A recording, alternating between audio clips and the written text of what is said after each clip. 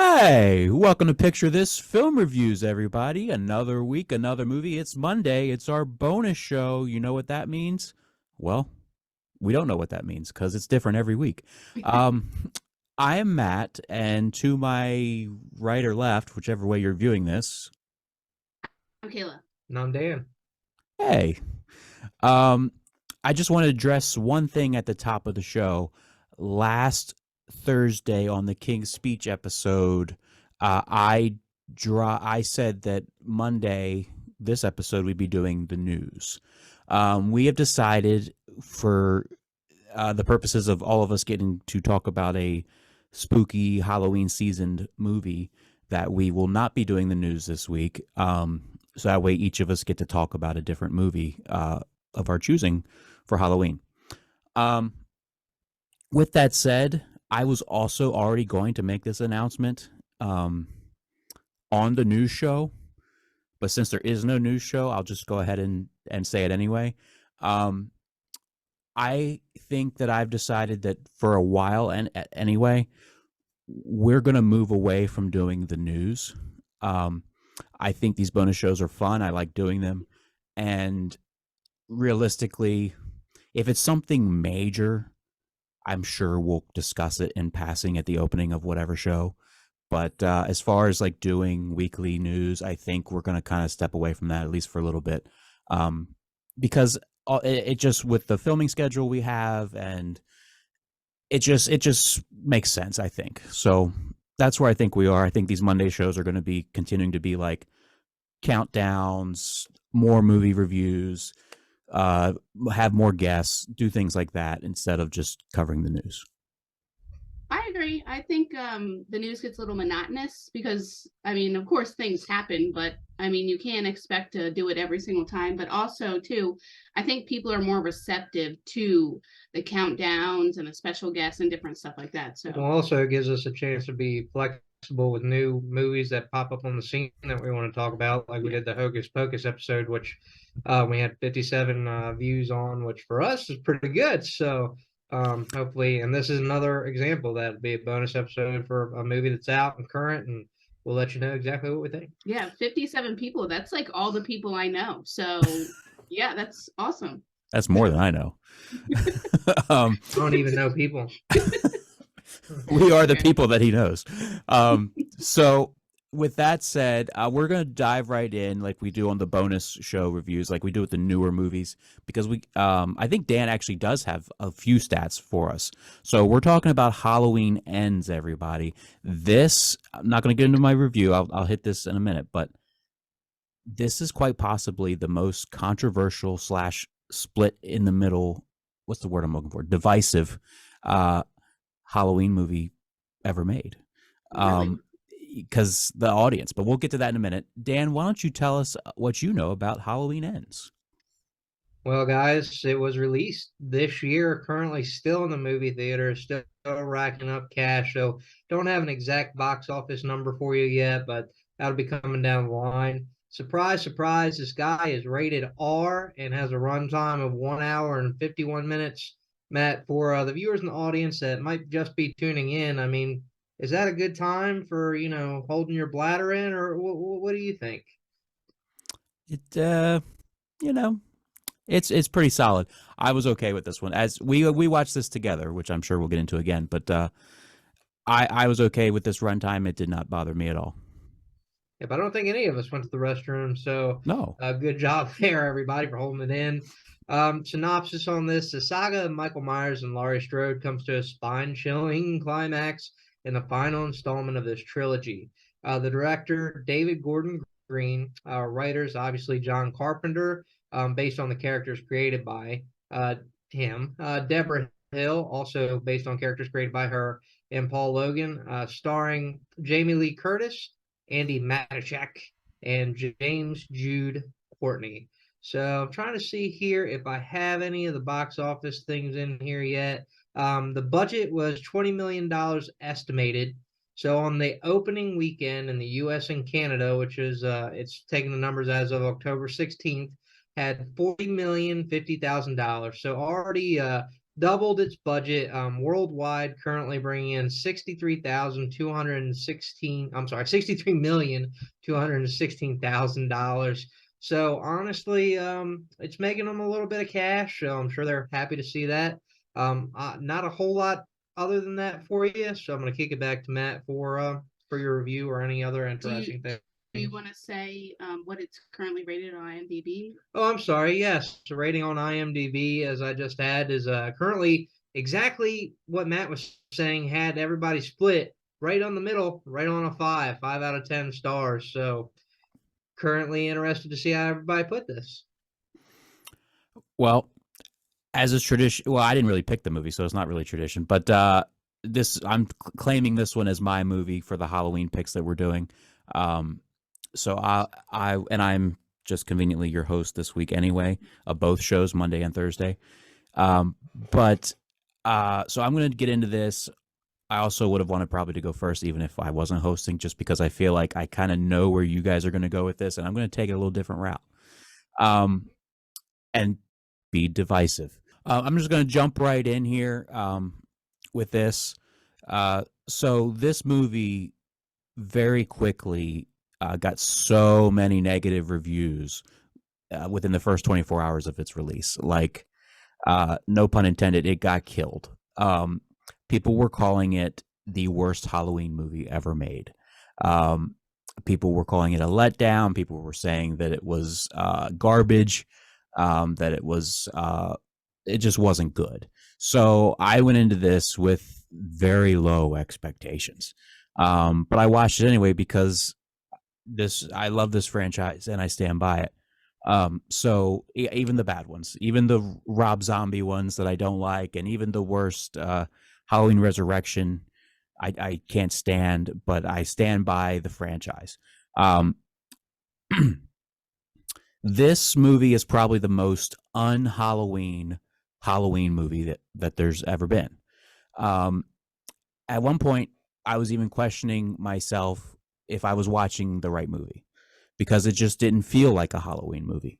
I mean, we go almost a whole hour before we even see Michael Myers, who is what everyone comes to see in these movies, right? As we know, but even I say it's the most un-Halloween movie. I mean, even this movie's less Halloween of a Halloween movie than Halloween 3 is, the one that doesn't even have Michael Myers in it.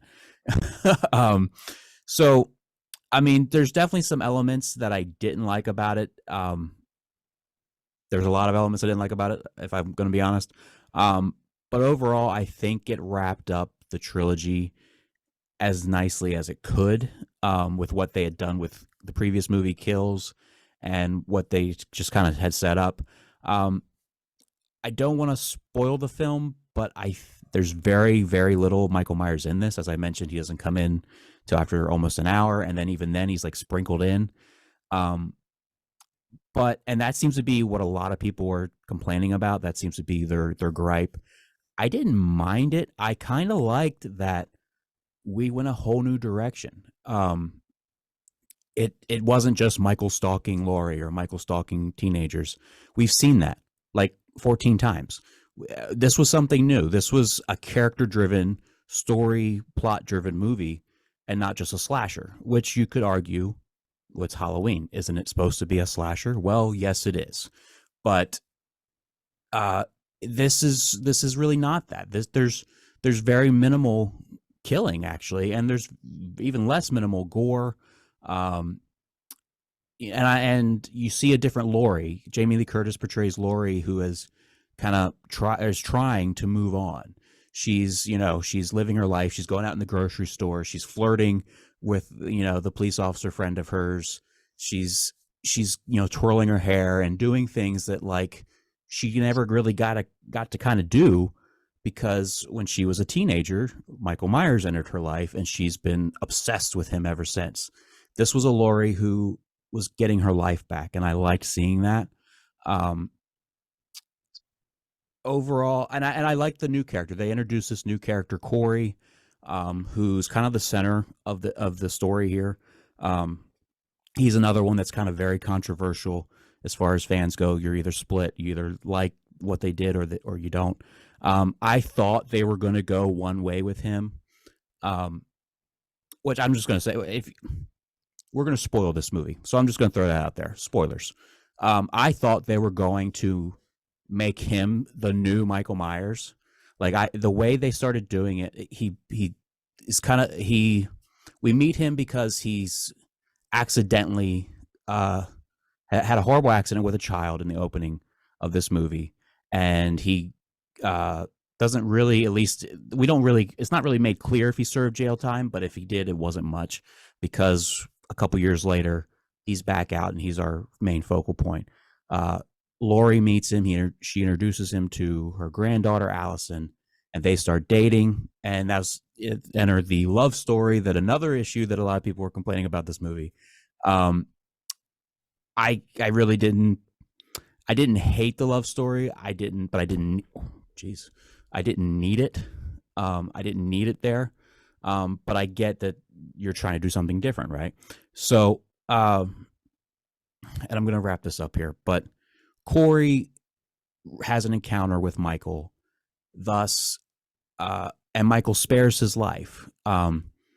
And you can say, well, maybe some evil, like, transferred through Michael into Corey, or maybe the way the actor himself describes it, well, Corey couldn't live with the fact that Michael let him live, like he wasn't worthy, and so that's why Corey snapped.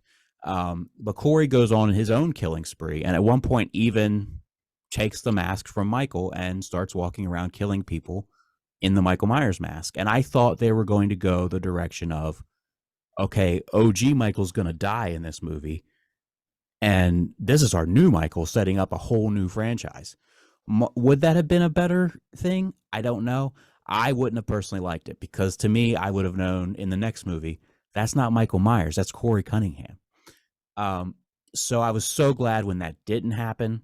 And then, of course, we have our final confrontation between Laurie and Michael, which was kind of lackluster. It wasn't the best. I mean, to me, I've said this before on the show, the sister trilogy, which I call it Halloween, Halloween 2, and Halloween H2O, I think are the perfect Michael versus Laurie story.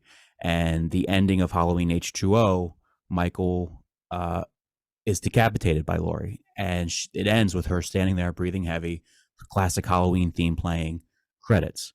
That's the perfect ending. This ending wasn't that, but I didn't hate it overall.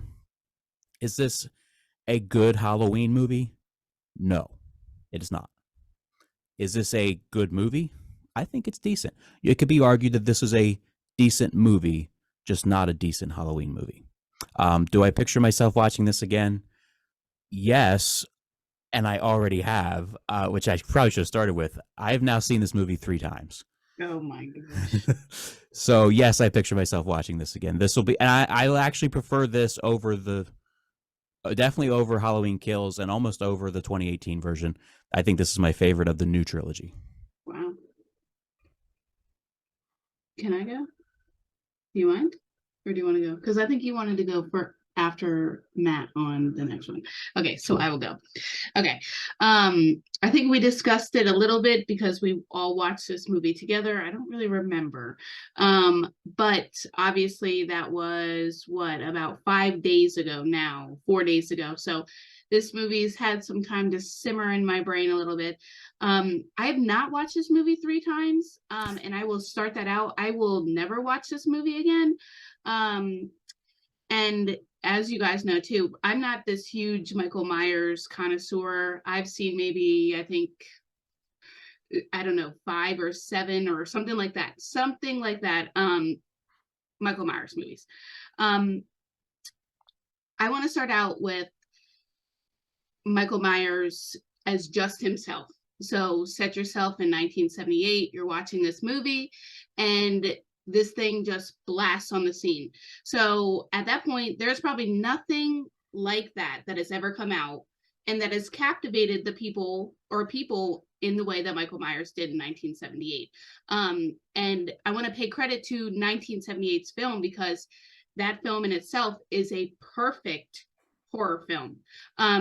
and it builds up the suspense. It gives you this character that doesn't have this huge, deep background, but you can still appreciate the character for what it's worth. Okay. People are probably going to hate me. So I am so sorry, because if you appreciate this franchise, blah, blah, blah, there has not been a good Halloween movie since 1978. And that is my personal opinion. But like I said, I've seen about 7 now, and number one is number one for a reason.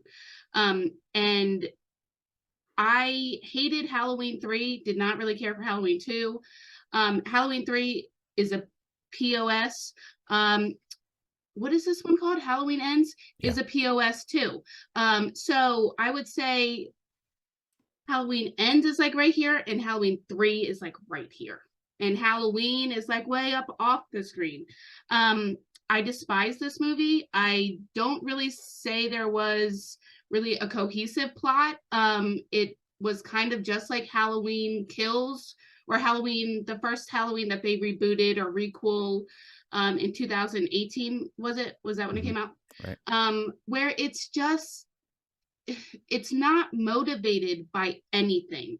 And you try to put these ideas out there where you twist and you kind of try to contort the idea of Michael. And to, in a writer's sense, you think it's following a certain path, but you go way off the path, where you encounter this character, Corey, which, you know, in the beginning you kind of appreciate him because he's this kid trying to get through college, and then this horrible accident happens to him, right? He becomes this kind of like recluse. People are tormenting him, you know, doing all this kind of stuff. And I think they said that he had got off of the trial and he had to serve community service, I think, but I don't remember. But he never served any jail time for it. And it gives you the idea, like, with the whole encounter with Michael, is he bringing out this evilness that Michael is, that evil never dies? Or did he transfer some of his evilness to Corey?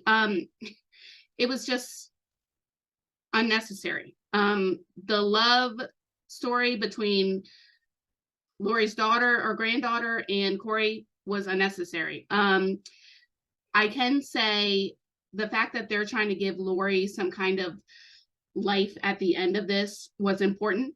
And I think it was nice to focus on the Laurie Strode story instead of the Michael story. And I appreciated that, because Laurie deserves that kind of story. So that was nice. And it was nice. The one thing I did like was and I guess spoilers, when they finally capture Michael and they lead this whole procession through town and they lift him up off of they tie him to the top of a car or something. Yeah. They lift him up. That part is great, because it's finally this community coming together and acknowledging that this crappy stuff has happened in Haddonfield, and Laurie ultimately getting the justice that she deserves, finally putting that monster to sleep. So I can really appreciate that. But other than that, no, I cannot picture myself watching this. I'm really, really saddened that John Carpenter is part of this, in all honesty, because it is such a, what is it? I don't want to curse. It is such a pile of crap on this Halloween franchise, and to be associated with it is really sad. And I'm going to give this a rating too. So people are sitting at 5. I'm going to sit at 2.5. And just for the fact that Jamie Lee Curtis is in it, and she is the only redeeming part of this movie. And I hope she doesn't come back. Please, love of God, do not come back. And please keep Michael dead, because his head was a pumpkin. It was a pumpkin squashed. So it's like, dude, how can you come back from that? Okay, sorry. Well, I guess it falls on me to wrap this up. So, Yeah. how to do so without rehashing the two opposite ends of the spectrum that we have here today. So looking back, just a little background on me. I agree with Kayla. Halloween 1 definitely is leaps and bounds above anything else that was released after the fact. I mean, it's one of those things that you look back on is like, wow, this is what we should compare a horror movie to. And it's not quite a supernatural element, but there's so much suspense and build up that it plays a little differently. And Matt recently showed us or told us to check out the new franchise. I didn't even know existed, or not new franchise. I'm sorry, the new trilogy starting with 2018, and watch that. It's definitely got a different pace to it. It's like he just walks out on the scene, he just starts, stabbing people, stabbing McStabs a lot. Number one, he had more of a like the very first one, if I call it number one, that's what I'm talking about. He had a formula. He was definitely after like the babysitter type. He was going after Laurie Strode. It wasn't so much like a child killer, wasn't so much like what he's built out to be in the new trilogy. So for pacing, and I never got to watch Kills, so my opinion really doesn't matter much on this. But what I'm told is he's just like a straight killer, slasher, whatever. He goes off the hinges. He's just progressing toward the natural part of where he started in the 2018 reboot, whatever you want to call it. And then he goes down to a complete slasher, gets beat up by the town, whatever, and we come to 3. So bringing it to number 3 in the franchise, Halloween Ends, or the trilogy. Jeez, I'm so sorry. Do I think it's a natural progression that he ends up in a sewer underneath the town? Basically summarized by the homeless person. Oh, people are drugged down there from time to time, never come out. He tells Corey Cunningham, "Why'd he let you out? Why'd he let you out?" Well, because apparently Corey, deep seated, is evil, but not really, because I think there's a break in that towards the end where he's like, "Oh my God, what have I done, or what have I been doing?" But so it leads you to believe that yes, the soul of Michael somehow has tainted this gentleman. And I'm sure he's got a lot of pent up rage, frustration, and they can almost see it in each other's eyes. I think that it did play a montage, right, of like what had Right. happened to, when they looked in each other's eyes, and there's almost like an understanding. The problem I have with this film is that it's hard for me when you watch what you watch of the Halloween franchise to say that Michael Myers would ever team up with anybody. And the fact that we talked about this before, I think in the last episode when we had briefly like discussed watching 2018 Halloween, that he gets stronger with each kill that he makes. And we see that again when they're down, like when they lure the cop into the tunnel system, almost like it's so weird. But he goes into the tunnel system, he kills him, and then like at first he had like a limp, he wasn't walking right, and he starts to like straighten up his posture and starts getting his strength back. So they go on this killing spree together.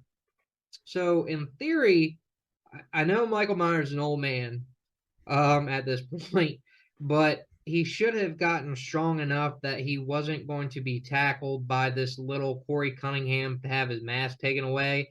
And at the end, I'm almost like put in the position like they're talking about like, oh, Corey, puts on the mask, becomes Michael Myers. Like, was that the moment Michael Myers decided like I'm done with this kid? He just took my freaking mask because I mean he kills everybody who takes his mask. That's like his thing. Like he's got to have his mask. But anyways, so yeah, there's definitely a supernatural element, and I think they're playing on the original, like evil never dies. I agree with Kayla on that. I agree with Matt on that. Uh, Overall, I think that the granddaughter was basically just used for the fact that she was Laurie Strode's granddaughter and was somehow able to connect the dots between Laurie and Corey Cunningham. I feel like her role in this was kind of lost. She was just there. You could have probably done this movie without her character there. I agree. Now Laurie, from the first of this trilogy, she is like a total bad A. She's ready for Michael. She's freaking ready for the fight. I know Matt was talking about how she's kind of like a few years have gone by from that point to this point, and she's kind of calmed down. She's getting into herself. I just have a hard time thinking that after that much trauma and then knowing that he's still out there, or I guess they assumed he was dead. I don't know. But I know in my mind, Laurie Strode would never think Michael Myers is dead and would always have like a plan B, something contingency up there, which honestly, this is built up to be the end of the franchise. That's what it's been built up to be. Do I think that's going to be the case? No, they'll probably reboot it in like 5 years. Could it be because of soul transference? Who the freak knows? I don't know. But being built up as much as it was, it should have been more like the final confrontation showdown between Laurie and Michael. I mean, it was great to see her get him onto a table and basically crucify him on top of a kitchen island with knives and then slit his throat. Like basically everything he wanted to do to her, Yeah. she was able to do to him. Seeing him crushed at the end, wild. But but overall, is it the ending that we deserve? Is it the ending that people have been watching this franchise since 1978 have really wanted to see? I don't feel that. Um, I think it could have been done better. I think it could have been like I know Matt puts a point out there, and I'm sure a lot of you too. Michael Myers wasn't in this as much as he could be. I mean, we went away from the anthology in Halloween 3 to focus on Michael Myers to get to the end and focus less on Michael Myers. We're losing our way a little bit. But that's just my personal opinion. So I'll be like these guys. I can't remember if Matt did or did not put a number on this. I did not. I don't think it's a total POS. I think it had moments. I don't think it's the best one in the franchise. I don't think that I'm not a huge fan of what I've seen of this trilogy. I actually did enjoy Halloween 2018, weirdly. But with this, I'm probably going like I'm gonna have to agree with everybody, literally like a 5. I'm on the fence. Like I could live without it, I could live with it. If they told me that this year is like, it wasn't actually the end, it's surprise, that was the trick, and now you're in for the treat. Like I'd be like, oh, okay, all right, good. But but yeah, 5 out of 10. Would I picture myself watching this again? Way down the road, if I ever get in like Michael Myers Halloween fest kind of attitude, maybe I could picture myself watching it again. But as for right now, I'm okay with letting it go. So All right. Well, there it is. Oh, go ahead. Oh, sorry. No, go ahead. Go ahead. I was just going to say, there it is. I mean, that's exactly what we knew this was going to be. It's split right down the middle. I mean, and just to be clear, if I had to put a number on it, I'm also at a 5. Like I am not pro this movie. I'm just not anti-hate this movie, or anti-hate. That's not the right word. I'm not hate. I don't hate this movie. I just don't love this movie. I'm in the middle with it, kind of like Dan. I could take it or leave it. It exists, so it's there, and it's better than some of the others. I mean, believe it or not. Starting to get to a point in my life where I'm realizing, like movie wise, horror movie wise, I think I'm more into the suspense than I am like just the. Yeah. But And that's what I thought this one kind of. I mean, this one wasn't. You couldn't call this one suspenseful, really. But I think it. I did like that it wasn't just. it wasn't a lot of gore. Yeah, it was a story-driven movie. It was a character-driven movie, which I did like. So, but there it is. Any final thoughts on Halloween Ends from anybody? I was just gonna say that this is not the first disappointing conclusion of a franchise this year. So hopefully there are no other ends to a franchise or what have you. We already know this year. We already know. Well, not this year, but we already know there's more coming down the line. You know, Twister was coming Oh back. yes, that was going to be in my news that they're evidently making a Twister 2 without Twister 2. Twister I love 2 that. without the great late Bill Paxton. Yeah. Twister 2 though, I like that. Anyway. I keep hitting this microphone. I'm so sorry if it's affecting the audio, but so that's it, guys. What did you think about Halloween Ends? Let us know in the comments. Did you like it? Did you hate it? Are you kind of in the middle like Dan and I, or are you with Kayla and just be like, no, this is a piece of garbage? Or did you love it? I've actually seen some people online, not many, but I've seen some people online saying this was one of the best ones ever. They're I'm, probably hiding in the tunnels with Michael. I'm not in that camp, just for the record. You're brainwashed. But let us know what you thought. That wraps up this bonus episode. We will be back on Thursday covering and wrapping up the based on true story category with Ghosts of Mississippi, which I will also be hosting. Join us on Instagram and Facebook, and of course YouTube, where you're watching this. We are at Picture This Film Reviews on all of those things. Again, that's Facebook, Instagram, and YouTube, where you're currently watching. Everybody, any last word? I already said this. Any last words from anybody? Sorry, it's been a while since I've hosted. Don't waste your money. Go watch it on Peacock. Yeah, if you got evil never dies, and neither do bad movies. Oh, that's a good one. Yeah. Everybody have a great week. Join us on Thursday, and of course, love one another. See you guys.